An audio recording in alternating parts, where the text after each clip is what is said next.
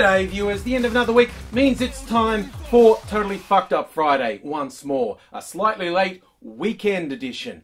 In Australia, the biggest news this week is the G20, the Group of 20 meeting in Brisbane, Australia, which has turned Brisbane into like a police state with 6,000 cops in riot gear and helicopters. A little in-joke in Australia, you're saying something in Queensland has been turned into a police state means you can't really tell the difference from what it used to be. This is the place where they used to have a law where the cops could and would arrest you simply for gathering in groups of about 4 or more. They made corruption an art form up there and abuse of police power.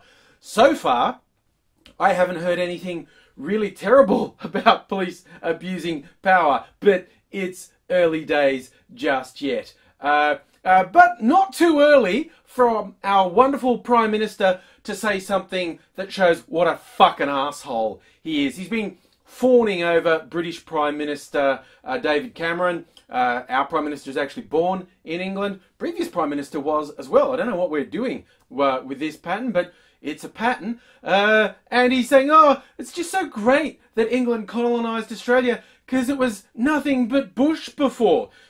You know, apart from hundreds of thousands of people and the various nations that were actually living here at the time, they probably don't like being called nothing but bush. And see, if you were an Indigenous Australian and you were feeling charitable, you might say, slip of the lip, he wasn't deliberately being a fucking prick. Apart from he's been saying variations of this for the last year, just absolutely negating the existence of Indigenous Australians despite their 40,000 plus year history here. So the fact that he's already done it, and every time he does it, people arc up, and he keeps doing it, we're left with one of two possibilities. Either he's a complete fucking asshole who is deliberately alienating people like this, or he's a real fucking moron. Not an awesome choice, you know, and maybe it's a little of column A and a little of column B. What I'm saying is, he's an asshole. As I said, he's palling up to David Cameron, a Conservative, not so much to Obama while he's here, and among the many reasons he's possibly not palling up to Obama, apart from the fact maybe Obama thinks he's a fuckhead too, is just before G20, the APEC summit, the US and China announced a deal for carbon emission reduction over the coming decades. And people like Abbott and his government, who have been refusing to do anything positive about climate change and have in fact actively been doing negative things, have regularly said, what's the point us doing something if the US and China don't? And suddenly the US and China are. And when put on the spot, our treasurer, Joe Hockey's gone, oh, well, you're criticising us saying we got rid of our price on carbon. Their agreement didn't introduce a price on carbon, which is true. But it did look at reducing carbon emissions and investing in renewables, which this government is aggressively attacking any concept of renewables being a viable source, because their mates are making money ripping coal out of the ground, no actual sort of real work or investment going on. And it's just like, no, guys, you're backwards. You're the wrong side of fucking history. And it seems impossible that they'll turn around because they're willing to say such stupid things like, coal is good for humanity. Scientists say increasing use of coal is going to wipe out a big chunk of humanity. Oh, it's good for the economy. Until the damage caused by climate change actually costs more than anyone ever made from coal. But hey, why think long term? Why even think 5 years into the future? You've only got 2 years till the next election. Why would anyone think beyond that? You know, anyone who wasn't a complete asshole, that is.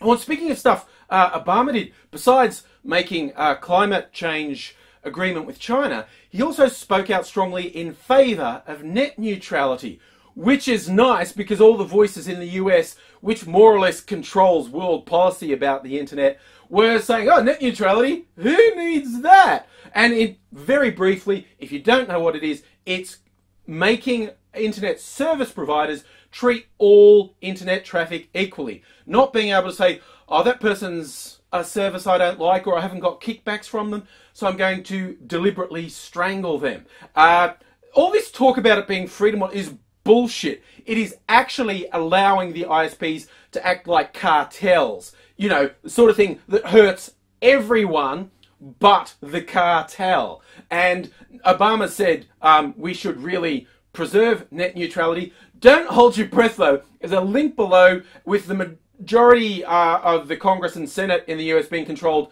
by Republicans now. They're going to have almost complete control over policy on this fact. And the people who are directly going to control it, in the last year, they got more than $8 million from the cable companies who want to arse fuck everyone and get rid of net neutrality.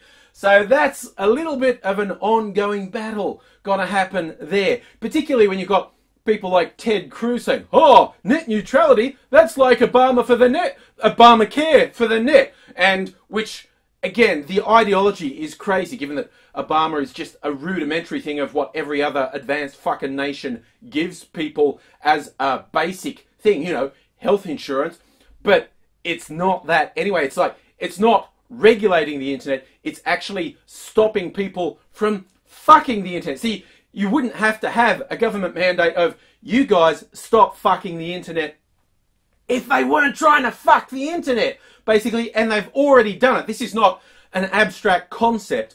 The companies have already been shown to deliberately throttle companies that don't give them money. So, you know, if you want an internet in any way, shape or form what you're used to currently, you really should get behind net neutrality. But and when Ted Cruz, he's not saying it's like Obamacare, he's launching comics, kids colouring books called Ted Cruz Saves America.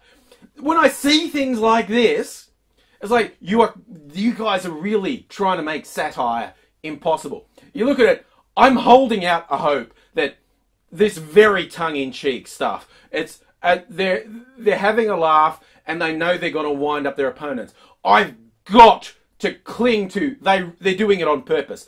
The other possibility, like I said, kind of like our Prime Minister, it's a choice between these guys are trolls and laughing at people they wind up, or they're actually that fucking stupid. That's pretty much the choices you face there.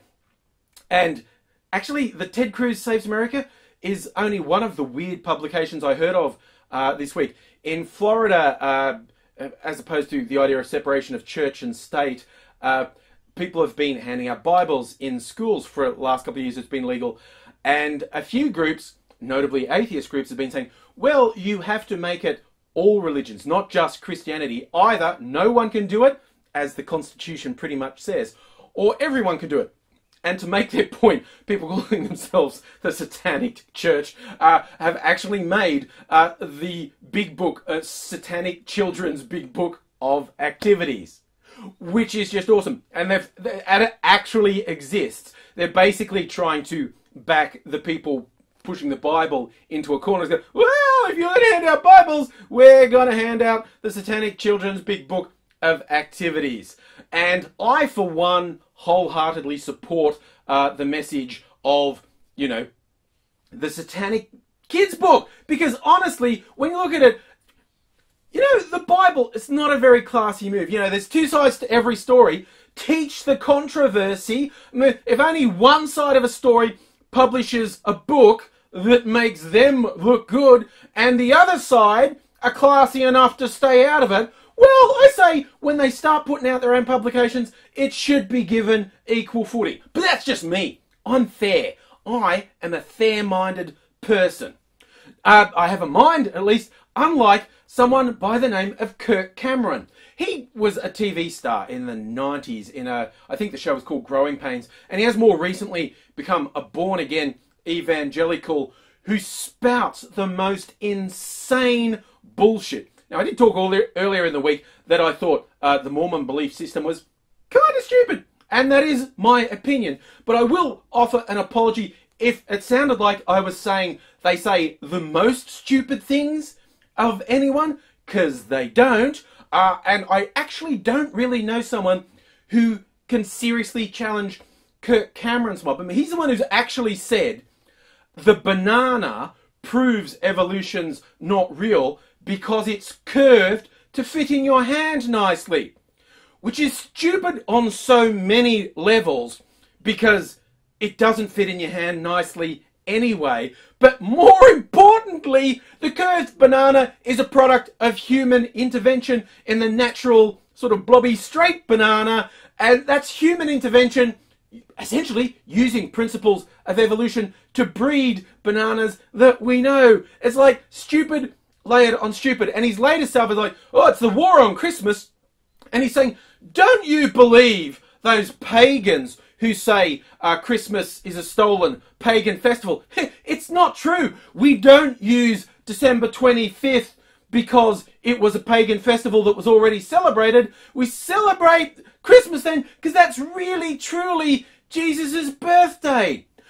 No one sensible thinks that, okay? Any sort of very pro-Christian biblical scholar who's not a fucking moron does not think that. It's like, they just go, oh, they'll tell you, but it's a whitewash. Oh, sure, you've got your history and evidence, but I've got my brain-dead bullshit.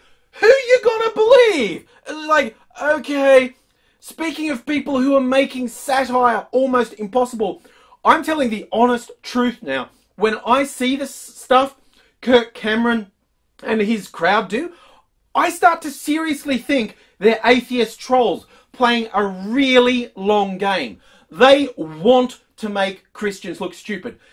Every Christian I've ever met would be horrifically embarrassed by this stupid shit these people say.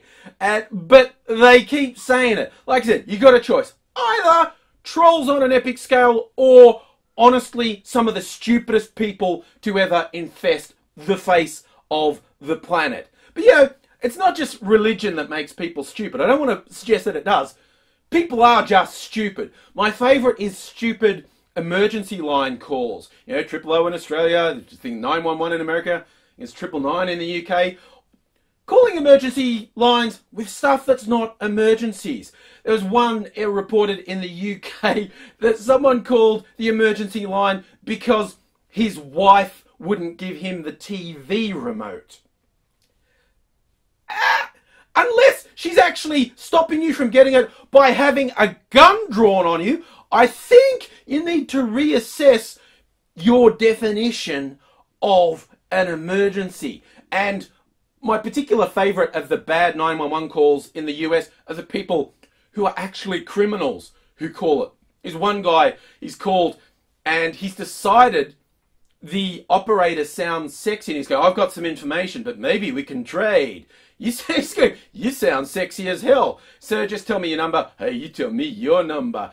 And the operator gets the shits and tells the cop where the call's coming from. And the cops go, they're going to get him on a nuisance charge.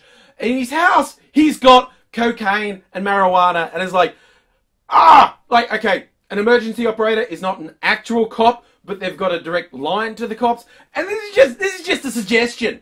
I'm not trying to advance the cause of criminals around the world, but a suggestion, if you are doing anything that is criminal activity, don't actively get the cops involved in your life, because that only ends one way, as this idiot found out. But I'm going to round out with what I think is Idiots of the Week, and also calls back to another video I did recently. This is like, I think this is another self-solving problem.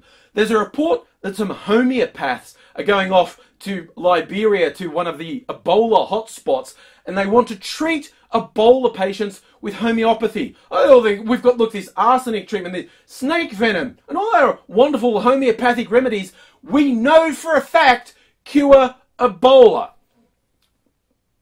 Obviously it doesn't, right? All they're going to do is get in the way, but given that the actual real health services are overwhelmed, I say you let these people go, keep them out of health services. There's a lot of people suffering with Ebola, and it's awful, who are getting no care at all. Send the homeopaths to them. And when the homeopaths inevitably get affected with Ebola, respect their wishes. Do not give them any modern medicine under any circumstances. Just let them have homeopathic treatments, and this is yet another self-solving problem.